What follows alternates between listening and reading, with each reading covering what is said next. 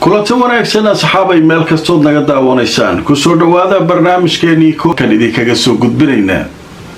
haddaba barnaamijka waxaanu ku haynaa qodobo aada u xiiso badan saakay. ugu horeyn waxaynu ku bilaabaynaa xiisadii ka dhex taagnayd Netanyahu iyo Trump oo cirka ku shareeran weli. Netanyahu wuxuu diidan yahay in la soo geliyo heshiiska Trump iyo Iran ay gaareen. Trumpna wuxuu sheegay in heshiiska ay ku jirto Lubnaan. haddaba shir jaraa'id ayuu xalay qabtay ninkii Netanyahu ahaa. marka horta wuxuu yiri musharaxan ahay doorashada soo socota Israa'iil. midda labaad wuxuu yiri dagaalka Iran aan galnay wuxuu Israa'iil ka badbaadiyay kulaha khatar weyn oo ku soo socotay. nuclear hadday heli lahayd Iran waa noo dhamaaleed. marka hadda waa laga takhalusay nuclearkaas ma samaysanayso. haye Gazana wax cabsi oo aan ka qabno maanta ma jirto. haye Suuriya iyo Lubnaanna meela uga socono male waa ku jiraynaa markaas aan joogaynaa. Trump heshiis kasta soo qaato yiri waa la yaabay. ninkii Trump iyo Netanyahu waa la isku dhageen. haddaba markaan idintu soo wararkii ugu dambeeyay arrinka laga qoray, Netanyahu wuxuu sheegay inaanu mar walba waafaqsanayn waxa uu samaynayo Trump. Israa'iil kama baxayso ayuu yiri, Lubnaan kama bixi doonto oo halkaas waanu joogi doonaa. Ra'iisul Wasaaraha Israa'iil Benjamin Netanyahu ayaa xalay oo Talaado soo galaysay waxa uu sheegay in mararka qaar aanay iswaafaqsanayn isaga iyo madaxweynaha Mareykanka Donald Trump. ninka Trumpna wuxuu leeyahay heshiiskaas waa socodsiinaynaa waa meel marinaynaa. Iranna waxay leedahay aan ka aragno isheeda aan aragno heshiiskan inaad maartay meel marin kartid iyo in kale.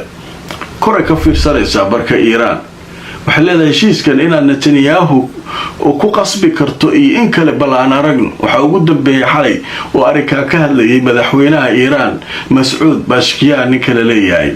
shalay galabna waxaa ka sii hadlay Qaalibaaf iyo rag kale oo yiraahdeen arrinkan odagaan ma ka dhabayn karaa Israa'iil meel ma saari karaa.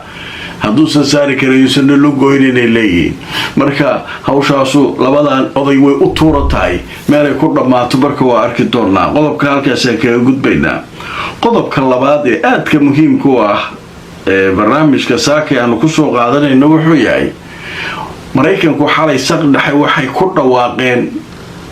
inay burburtay diyaarad la yiraahdo B-52. waxay ka mid tahay diyaaradaha waaweyn ee Mareykanka ee bambooyinka waaweyn qaada.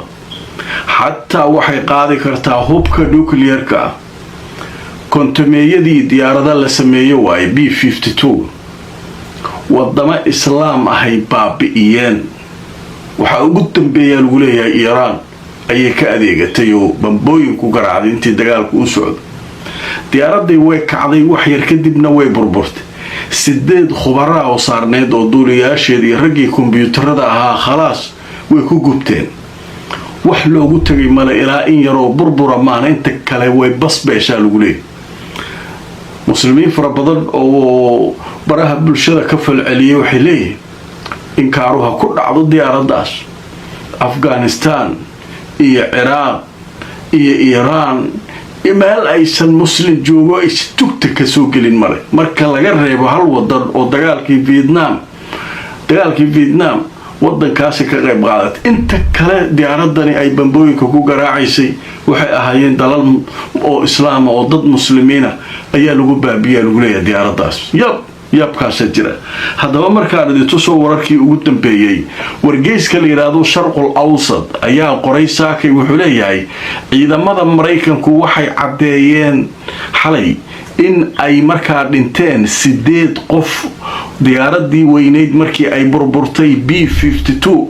diyaaradaas waxay ku burburtay California meesha la yiraahdo ee dalka Mareykanka. ciidamada Mareykanka oo warbixin soo saaray waxay ku cadeeyeen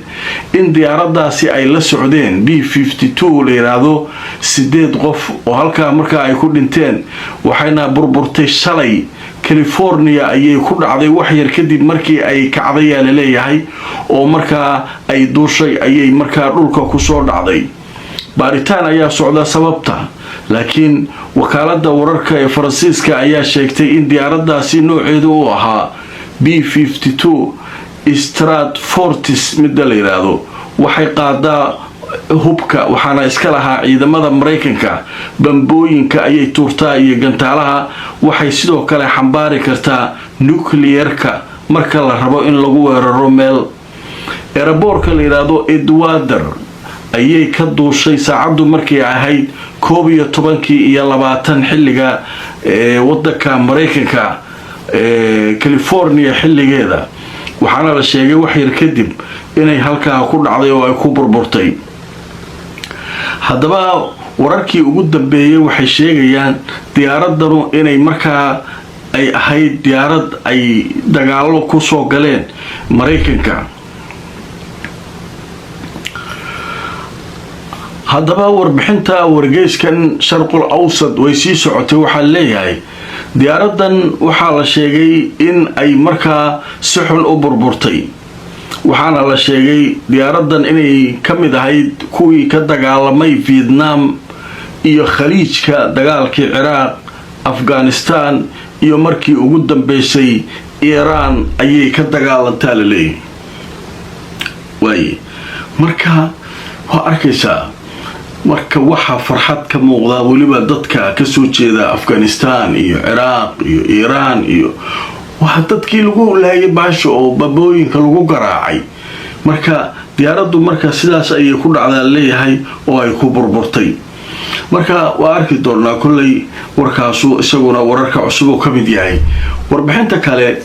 Iran waxay tiri marag biyoodka Hormuz waxaan fasaxayaa maraakiibta jimcaha markay heshiiska la gaaro koor kaliya ku feysteen ay tiri maxay leedahay maraakiibteedo kulli shidaalka kuwii way gudbeen ilaa xalay ilaa saakay way socdaan kuwii ka xanibnaa oo dhan Mareykanku jidka u taagnaa kulligood waa maraya way fiirinaysaa Mareykanka inuu wax samaynayo iyo in kale ayay fiirinaysaa haddaba markaan idin tuso wararkii ugu dambeeyay maraakiibta Iran waxa la sheegay inay ka gudbeen goobtii go'doominta ciidamada badda Mareykanku ay ku hayeen iyadoo wax dhibaato maraakiibtaas aan loo geysanin haddaba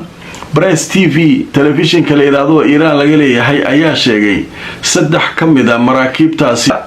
wixii kale ay rabteen way fasaxaysay oo macnaha iyadoo ay ugu tala gashay laakiin meesha waxa la furaa tiri jimcaha maraakiib kale fasaxday waxa ku jiray markab weyn oo gaas waday oo maartay qadar ka soo qaaday iyo waxyaabaha soo dhan ayaa ku jiray iyaguna halkaas ay marsiiyeen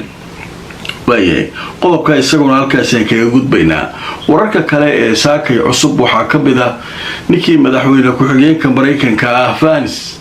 ayaa wuxuu sheegay in kooxdii baarayaasha hay'adda atomiga qaramada midoobay u qaabilsan inay marka heshiiska la gaaro ay tagi doonaan Iran si ay ula socdaan nuclearka ay ballan qaaday Iran inaysan samaysanaynin waxa soo dhan inay la socdaan uraniumkeeda waxa ay ku sameynayso marka arrinkaas waxa loo baahan yahay Iran inay siday tahay ula shaqeyso hay'adaas marka hay'adaas hore isaga soo ceelisay Iran qolo basaasiina waa yiraahdeen Mareykanka u shaqeeyaan marka hadda maadaama heshiiska uu ku jiro in maartay hub aysan samaysan doonin Iran ayuu wuxuu leeyahay waa u direynaa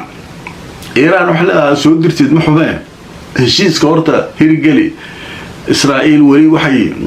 dhibaato ku haysaa Lubnaan ka saar Netanyahu waa tuulaha meelan uga socdo bale haddaba markaan idin soo wararkii ugu dambeeyay ka laga qoray Vance oo madaxweyne ku xigeenka Mareykanka wuxuu sheegay inay ku laaban doonaan kooxihii wax fatashay ama baarayaashii nuclearka Iran inay halka ku laaban doonaan sida heshiiska uu qaniimka ogaanayaan inta hub noqon karta inta aan noqon karin kuwa nabadgelyo loo isticmaali karo inta aan loo isticmaali karin sidaas uu ku leeyahay haddaba qaybaha ugu dambeeyay barnaamijku waxaanu ku soo qaadanaynaa akhbaaraadka cusub ee soo kordhay telefishinka Mareykanka ee leeyahay Fox News ayaa wuxuu soo xiganayaa madaxweyne ku xigeenka Mareykanka Vance ninka la leeyahay wuxuu yiri heshiiska Iran lala galay heshiis noocee waay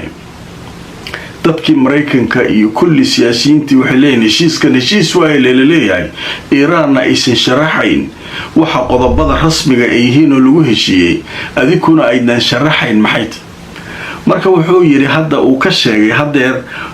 telefishinka Fox News wuxuu leeyahay Trump waa soo bandhigi doona jimcaha ka hor maalinta jimcaha heshiiska la saxeexayo koor ayuu soo bandhigi doonaa qodobada iyaga iyo Iiraan ay ku heshiiyeen adduunka loo soo gudbin doonaa marka waa arki doonaa qodobadaas adduunka oo dhan way isweydiinayaan annaga xataa way isweydiinayna Soomaa maxaa lagu heshiiyey intaan guud maahane qodobada detailska rasmiga Iiraan ay ogolaato lagu heshiiyey oo Mareykanka ayagu ay ku heshiiyeen la leeyahay uu Netanyahu ka qaylinayo waan arki doonaa marka wuxuu leeyahay ninkan madaxweyne ku-xigeenka jimcaha ka hor intaan heshiiska la saxeexin ayuu soo bandhigi doonaa ninka la yiraahdo Donald Trump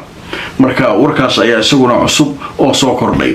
barnaamijkaygii ugu horeeyay maanta talaada waa naga inta aan markale kulmayno hadii alla idmo iyo barnaamijyo kale like garay oo share garay barnaamijka hadaad ku cusub tahay channelkana subscribe ka ilooban YouTube ka Facebook ana follow garayso si aad barnaamijyadan muhiimka ula socoto inta aan markale kulmayno